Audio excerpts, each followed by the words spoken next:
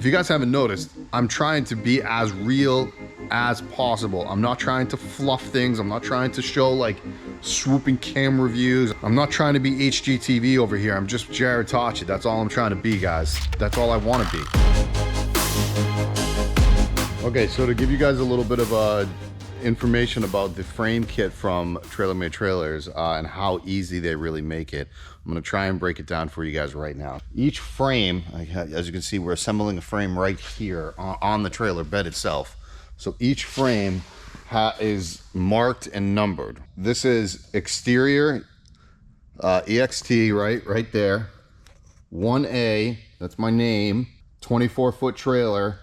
It's lettered A, 1A. And then over here is exterior 1A with a K on it. So every single cross member and stud, they all are marked pretty obvious here. Let's see here. You can't really see it up there, but that's exterior 4.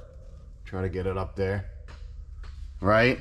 And then the letter F. So this wall right here is the wall that we are working on the trailer itself. It is exterior 1A. Now, there's other drawings, you know, that I have here that actually tell me what, you know, wall is which. I know because I've studied these, you know, detailed instructions from Trailer Made Trailer. I know 1A is the driver's side back portion of the long wall. The two long walls, they break it up into two sections. So they have like whatever size this is, and then they have a front section. Same thing with the passenger side, which is what I'm standing on right now. They have like a long version and then a shorter version. And then they have the two end walls, which are right there behind me. And then they have the two small walls, which are over there. One for the passenger side, one for the driver side. Exterior 1A. And then we are working from the top of the wall down. The top of the wall, which is here. These are all my windows. Okay, these are all the studs. These are the cross members. I got a couple, you know, braces in there, but everything is marked. So this letter A is the first one I showed you right here, which is the exterior 1A, letter A. And then all of these little guys right here are all marked, right? And that's what these guys are right in here. Okay, boom, boom, boom, boom, boom, boom, all the way down. Now, this is where it gets a little weird. So they call it a header, is made up in a certain way, okay? And they have a detailed drawing on how the headers are made up. And it's actually done in a way where it creates like a very sturdy I-beam. If you know what an I-beam is, it is literally shaped like an I, but how they do it here is they pretty much take two of the studs and they put them together, they sandwich them together to create an I-beam, and then they use a couple other metal pieces to kind of go around it, and that creates the top part of the window, which is the header.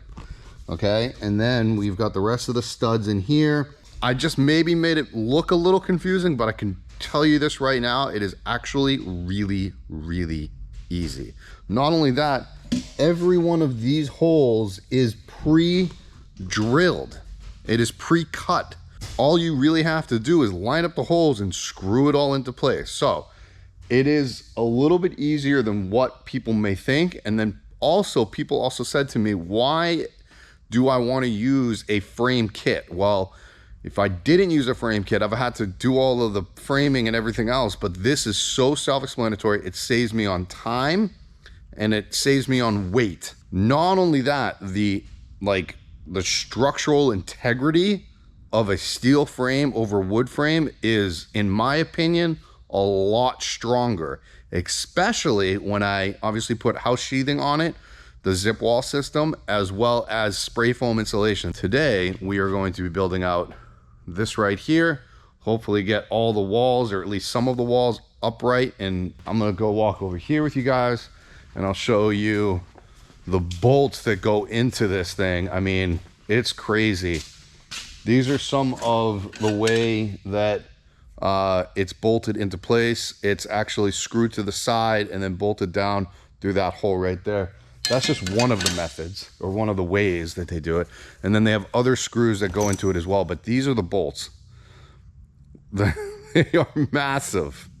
They are massive bolts, and there's a whole box of them right here. So that comes with the kit. Like I said, these braces, and then these are some other braces as well. They have a lot of braces to kind of brace this entire thing together.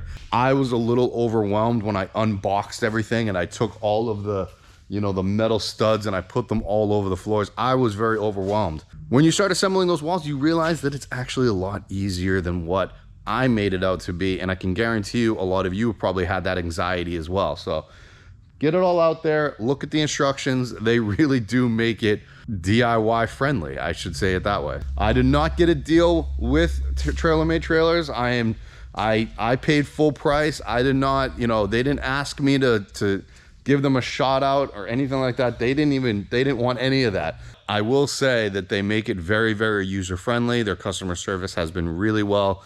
So shout out to Tracy, thank you very much. And obviously Damon, the owner of the company. I am friends with them. We have talked on occasion, so they have been great with me, and I actually do think that people should get the frame kit as well as obviously the trailers.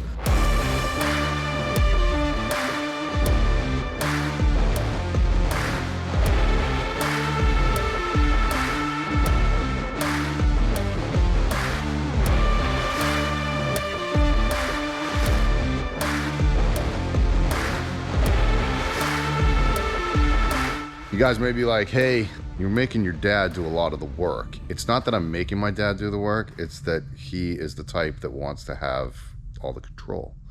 Love you, Dad, but he wants to make sure it's done correctly.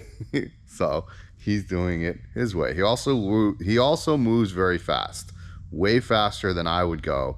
I trust him. He was a union carpenter for like 15 or 20 years. I forget the exact number there, but he was a union carpenter for a long time. He's been a superintendent. He's been a senior superintendent, project manager, senior project manager. He's been all of these things. So he knows exactly what he's been doing, and he's been in the construction industry for over 40 years. Do I trust when he does certain things? I absolutely do. He's not here right now. He actually went over to, I think, Lowe's to go get pulleys. So today's gonna be a little interesting because after we erect the entire wall on the bed of the trailer, we're gonna use pulleys up against that wall there, and we're literally gonna lift the wall up with the pulleys and put it in place. So that should be interesting when we get to that point. So we shall see how that goes.